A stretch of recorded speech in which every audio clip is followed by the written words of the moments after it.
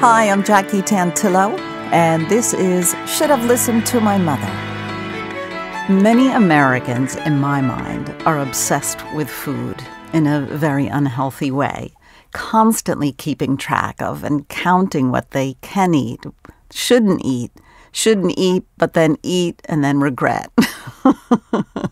Self-image, and I'm not laughing at anyone, in this scenario, but I'm laughing at how obsessed we are with this whole food thing. So self-image and self-esteem for many is very, very low, but it doesn't help by us constantly repeating to ourselves in the mirror how fat we are. Oh, you're so fat, you ate, it's terrible. And I include myself in that same expression to myself, so I'm guilty of all of this. We easily talk about the freshman 20 when kids go away to college and comfort themselves by overeating or eating the wrong foods because of being anxious and lonely their first time away from home. It's emotional eating. My guest, Leslie Chen, is the founder of Rise Lean and creator of Lean Instinct Formula. She was born and lived in China for 19 years before coming to the U.S. for the first time for school. She was unhappy and lonely. She sought comfort by burying her unhappiness in food. She gained weight. But the best part of the story is that she got the most support and love from the woman who she thought would judge her and berate her. Leslie Chen has a heartwarming story to share about the life-changing transition in the relationship between she and her mother and with her relationship with food. Leslie Chen, welcome to Should Have Listened to My Mother. Thank you so much, Jackie, for this kind and a warm introduction. I'm so happy to be here with you today. Well, I think we need to talk about it.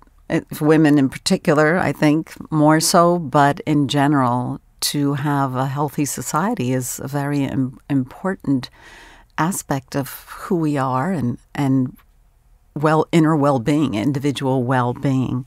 So absolutely. I want to start off with your mom's name. Sure. Her name is Ping. Okay. And Ping is still alive, still with us. Yeah, she's still with us. And is she in the U.S. or China? Right now, she's visiting me in the United States, and she's going back to China in a month. So I just want to take a couple of minutes to get to know your mom and her childhood, her upbringing, and to hear about how she's helped you become the business person and the woman and mom you are today. Did your mom ever work? Yeah, she did. She started working when she was very young, I think 22 years old, right out of school. And then she gave birth to me. She took like 1-2 years of stop, and then she went back to work until she was 62, 61. And what was she doing?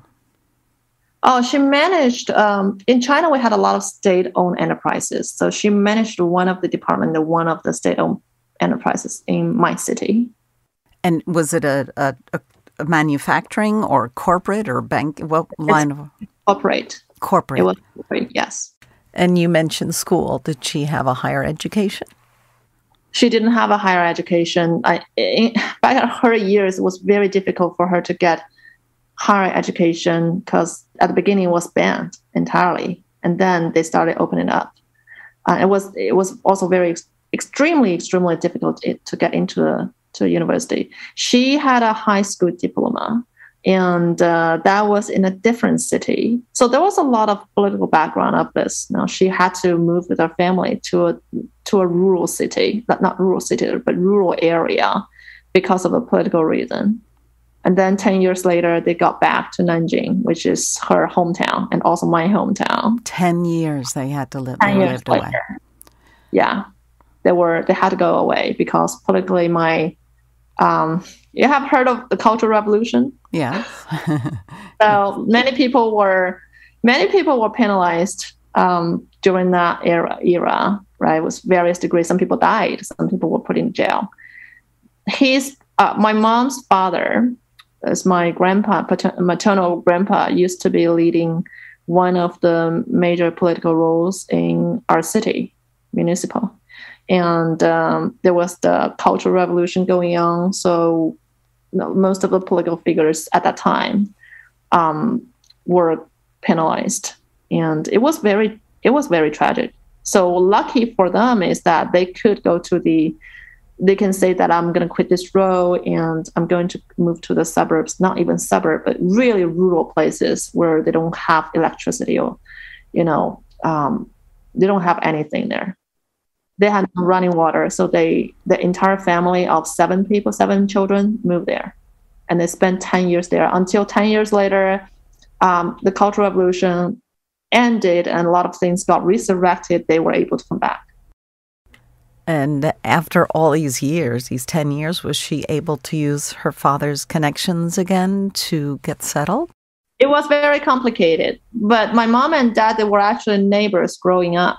So 2 families knew each other. And once they came back, my paternal grandpa did not help with anything. It's more of her own father, my maternal grandpa, since he used to have a lot of friends in the system. So he got back. He was back into his original role. He was running some, the government departments, and then the family got settled fairly quickly. Your mom, she must have had a pretty tough life. She had a pretty tough life because another reason why it was difficult for her because they had 5 children in her household, and she was the middle. And the middle kid is the one who always got ignored, right? Because the oldest kid is like the oldest kid, and you get all the attention. Then the second oldest kid, my aunt, one of the aunts, my second aunt, let me call it this way, she is an extremely capable woman with very strong personality as well. So she always makes things right for her, right? Then here comes my uncle. My uncle, again, the only son in a family. So he got whatever he wanted. And then it's my mom, right? So you already have 3 in front of you, and you're not the one who gets any attention, but has to take a lot of responsibilities. And then you got the youngest.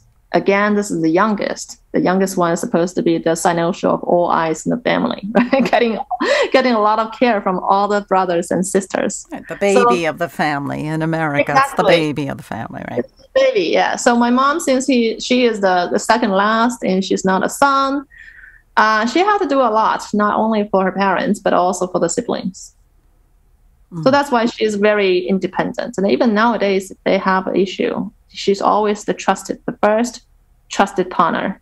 The siblings will reach out to her, even though her parents already passed away. She's still like the core organizer. Wow, isn't that brilliant? That is just magical. The elders had all the fluff in life, but they still come to your mom. That's very cool. Ping, exactly. You're great. Yeah, and she's also very strong-hearted and also very strong-willed. In my relationship with her, was difficult, to be honest, because now we're actually getting to the core. Mm-hmm. My relationship with her was difficult for a long time because I have a very wild and also very independent soul. So I remember when I was 12-year-old, there was one time I forgot what I wanted. I wanted to maybe attend some events with my friends. And it was not a very safe time for me to go out at that time. Then I told her I was going to do this, and she wouldn't let me. Then I told her this. I told her, I'm letting you know, not because I'm asking for your opinions, because this is a decision. I'm just letting you know. And then it didn't end up well at all. She slapped me for the first time in my life right there. She was so mad, very angry. But you have to also think about, in China, we have this, the culture where the parents are absolutely authority figures. Absolutely authority figures. And in China, if any kid talk to the parent like that, the kid will be, beaten so hard or slapped so hard. Nowadays might be a little different because of this globalization culture movement, but back then it was really tough. But then she told me as soon as she slapped me, she regretted right away. And yeah. Did you go out? I did go out. I did go out, yes. But later, that was when I was 12 years old. But later, 12? 12. Oh. 12. I did go out because she made sure that she called the parents of my other friend. Right. And she probably felt so guilty. She was so guilty. And we didn't talk for about 3 or 4 days. And she apologized to me. And I know now, like in retrospect, knowing her personality, I know that it's not very easy for her to apologize to anyone, especially when it comes to things that she believes that she was right. So that was when I was 12 years old. Then 4 years later, I became a totally rebellious teenager. When I was 16, then I had this idea of moving out of China. Wow. Right. That was like the first time when this idea even emerged. And then I told her. And she was okay with the idea. She was okay with me leaving the country for education. But my entire school there was 2,500 faculties and students. They had a big problem with it. It was because, in the education system, the only thing you as a student have to focus on is to get good grades and then get into the local good university locally, right? So if you have an idea of going abroad for education and you let the others know, you're being the destructive and subversive element because you're distracting the other people. You're infusing new ideas in them that might not work well with the school system, right? But I had the idea. And when my teacher asked me, I confessed, yes, I did have this decision made. So I was pretty much berated by the school principal and the vice principal every Monday morning in front of 2,000-something students and faculties for being subversive. And this is a time when my mom stood up for me. And I was surprised when she stood up for me because in this situation, also this is a cultural norm that the parents will be like, okay, yes, because this is the society's norm for students to only be focused on study and not think about the other things, right? You should do this. But she's like, I'm backing you up. Oh, that is brilliant. Oh my gosh, the pressure that she must have felt. She felt a lot of pressure because she had to go to the school, and basically the teachers were ridiculing her, and this is exactly what they told her is that your daughter isn't that smart. Your daughter she is not the top student. So what makes her think that she can enter the American university and get full scholarship there? You did. I did. Yay! Year 1 totally failed. My bad, because I only focused on Ivy Leagues, and the only non-Ivy League that I applied for was Stanford. I'm not that good, but I was like, okay, I'm gonna do it with whatever. And then the next year, I got admitted and with pretty good scholarship package, but got denied at a visa. So the visa interviewer did not let me go for some kind of concern. I don't know what the concern was. They didn't even specifically disclose it. So I had to try for another year, right? So there's a lot of pressure there because the entire school of over 2,000 people were watching me fail year after year. Right. And gloating. The teachers were probably all gloating. Yeah. And also the family members, because they're well-intentioned people, for sure, but they don't understand me. They don't understand that this is actually going to work. Because I had a vision that this is going to work, even though I know the success rate is extremely, extremely low if you are international undergrad applicants looking for that kind of money from the school system, right? So I knew that the chance was very low. And my family members were like, this is not a realistic goal. You should not even pursue it or think about it. Just play safe, get into a local university here, and then you can plan your future there. But I was sick and tired. I was really sick and tired. But my mom was the only person in the family who was standing up for me. My dad was against it strongly from the way beginning, to the level that the third year, I didn't even tell him that I was doing this one more year. Wow. I didn't even tell him that I was doing this for one more year because I didn't want to hear anything from him about this anymore. Then I got the scholarship. I got the school's offer letter, the scholarship letter, and then I still didn't tell anyone. I remember I had to travel to Shanghai to get the visa, to go through the visa process, and I needed money. And I didn't want to tell my mom that I got the offer letter as well because I didn't want to let her down again in case I didn't get the visa this time again, right? So I didn't tell anyone. I went to my grandpa, since my grandpa did not know that I was applying for American schools. In his mind, he thought I was just, preparing for the Chinese higher education exams. So I told him that I needed money to register for some of the after school classes, right, to improve my testing skills. And he gladly gave me $500 in, China dollar, but that translates to 500 as registration fee. And that's the money I took for me to apply for visa and then travel to Shanghai and then book a hotel there for 2 days. And I got the visa this time, came back, showed my grandpa, I'm leaving in 3 months. And my mom and my dad and everybody, nobody believed it. Did you speak English before you came? I did. Well, you kind of had to, because not only have to take SAT. It's 3 kind of exams I took. One is test of English as foreign language. You have to have that score in order to be eligible as a foreigner to apply. And then the next exam I took was SAT because all American students took SAT. And I had to travel to Hong Kong to take it. It's not offered in mainland China to non-American students. Now, after SAT, I also took GRE.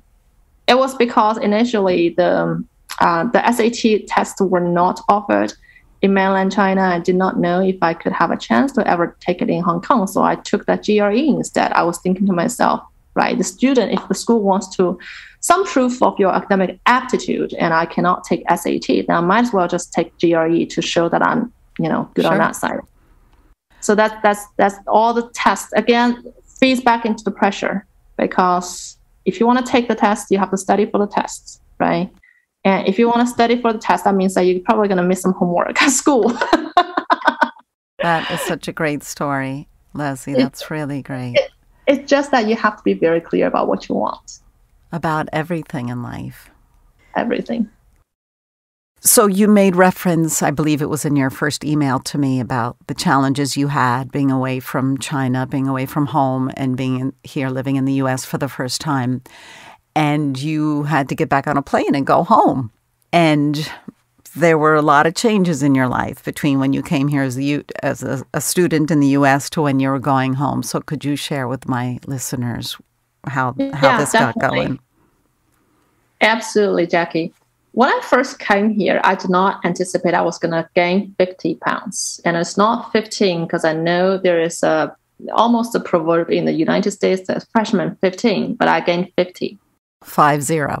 50. Okay.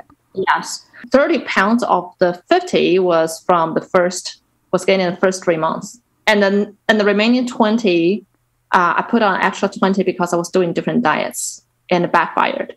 So in total, it was 50. And my American roommate was joking with me saying, "Welcome to America." And I can never forget that. It's funny though. So when I got to China, my first fear was my mom was picking me up in the airport and I'm going to finally see her. I avoided seeing her in the camera for a couple of months by then. And once she sees me in the body, which is way larger than it used to be, she's going to berate me. That was my biggest fear. So I remember I was in the airport. I was about 2 feet away from her, maybe 1 feet, but very close to her. And at the beginning, she didn't even recognize me. And she was looking at distance still trying to see if I came out or not. So I finally had to call her. I said, "Mom, it's me." And she then realized it was me standing right in front of her. And I remember she paused for probably 1 or 2 seconds. It was very subtle. And then she said, "Oh, it's good to see you." And she didn't ask me anything about my weight. And she didn't, call it out. That was pretty surprising to me. So during the entire way back home, I remember was sitting in the car for about 30 minutes, just thinking about how I can justify, explain my weight gain to her. But she never asked me during the entire trip in China, which is about just a little bit over 1 month. So we were just eating the normal food that I used to eat when I was home. She did not make special food for me. She did not mention anything like exercising, because we didn't have this culture of going to the gym at that time. Now, what happened was one day, it was about like 1 month mark ever since I went home. And one day I just realized the pants that I wore on the flight back to China felt way bigger. And I was curious what was happening. I stepped on the scale for the first time, and I realized I was 14 pounds lighter. And one thing I do want to highlight here is that when I first got to China, I made a decision to myself that I was not going to keep doing all the diets that I used to do in the United States. It's because I wanted my 1 month home in China as normal as possible. Because when I was in the United States doing diets after diets, I didn't even feel normal. Describe your mom for us, personality. Like you said at the airport, she said hi. Did she give you a massive hug? Is she warm and affectionate? Come on. We're Chinese. We don't hug each other. Oh. if you tell your mom, in China, you tell your mom, I love you, your mom will be in tears, thinking you're probably dying or something. You don't express that. So she was like, apparently she looked happy. The very initial moments were like because later I asked her, how did you react to my weight gain? I asked that question 5 years later, and she's like, I was thinking about how I should react to that. And she did not show it. But she she pulled out the right card, because moms often don't get it right. And that was a huge moment. That was a huge moment. Exactly. And I really thought she would say something like, how did you get yourself here? Because growing up, she always had high expectation for me, no matter if there's academic standing in school or health or, physical workouts stuff. And Asian moms are like tiger moms. A lot of us do have tiger moms, right? Tiger moms tell you have to get A on everything. We've heard that once or twice about tiger moms. Right. So I was terrified when I was on the way back home, knowing that I was going to see her. I was mentally kind of playing what kind of words or what kind of criticism I might get from her. And I was mentally prepared to just go into that, So for me, it was a big surprise that she didn't even mention about it. Oh, I can only imagine bracing yourself. You're so excited to see her, and yet you are afraid of what's going to come. But I think she made a great decision in holding back and saying anything. And I think it's a lesson for all of us, parents or friends, to think before you react. You work so hard to get to a school, to get into a university in the States. So you should be really, really proud of all that you've accomplished. This was a temporary setback, and it's clear that you've changed not only your life, and you're changing other people's lives as well. Through your businesses, through Lean Instinct Formula and Rise Lean, you teach master classes and you're a life coach. You offer all that.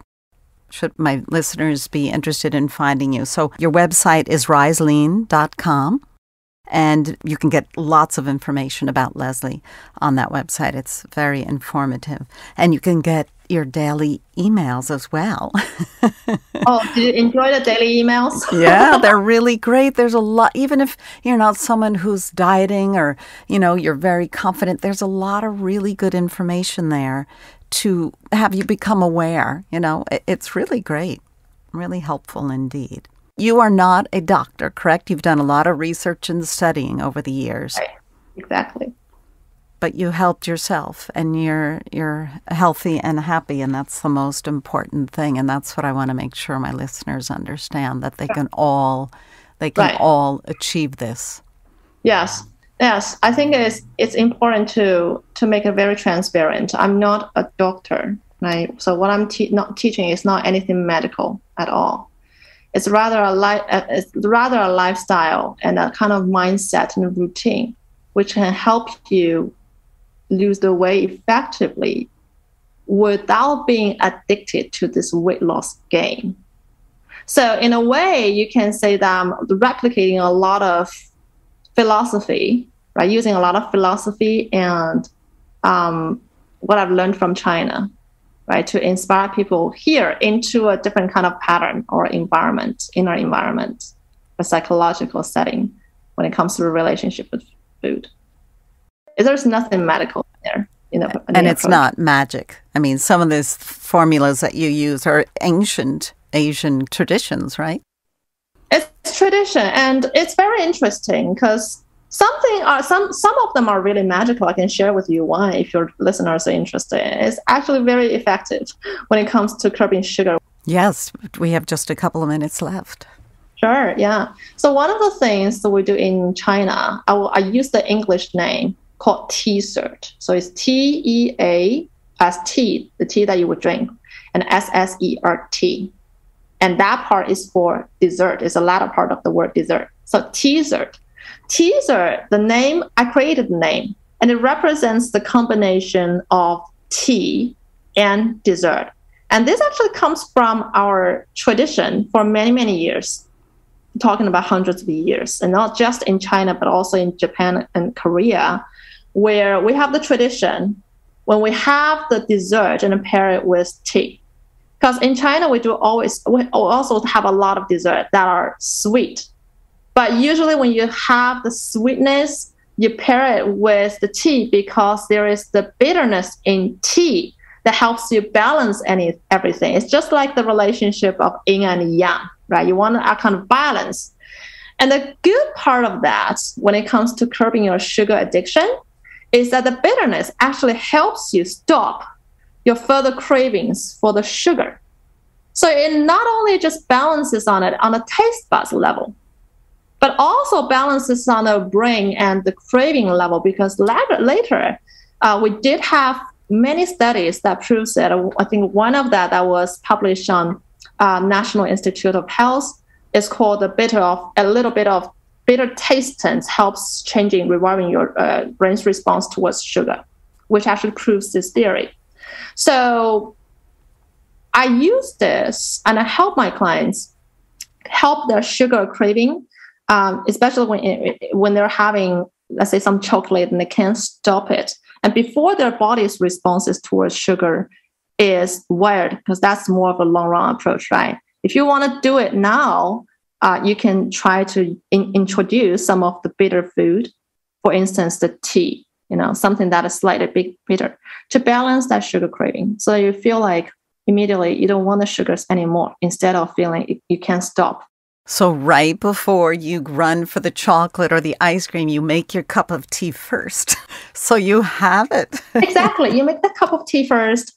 You have a bite of, let's say, the cake, right? And there's a lot of sweetness in your mouth, and you're feeling it, enjoying it, right? And you want to have the next.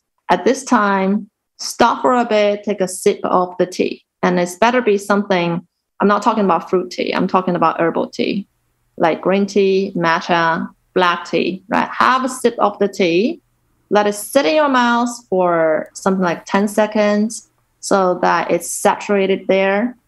And then just think about, again, do you want the next bite of the ice cream or the next bite of the cake? Because what you're going to feel right away is that the craving dwindles right there. Oh, I love it. I love it. I love it. And we are out of time, Leslie. I'm so sorry, but it's been wonderful. And I'm telling you, if you need help and assistance with any that we've covered today, I would advise checking out Rise Lean, as in RISELEAN, riselean.com. Leslie Chen, you do a lot of work for a lot of people. I appreciate what you're doing, and hopefully some of my listeners will join in your work as well. Thank you so much, Jackie. And we'll be back next week with another episode of Should Have Listened to My Mother.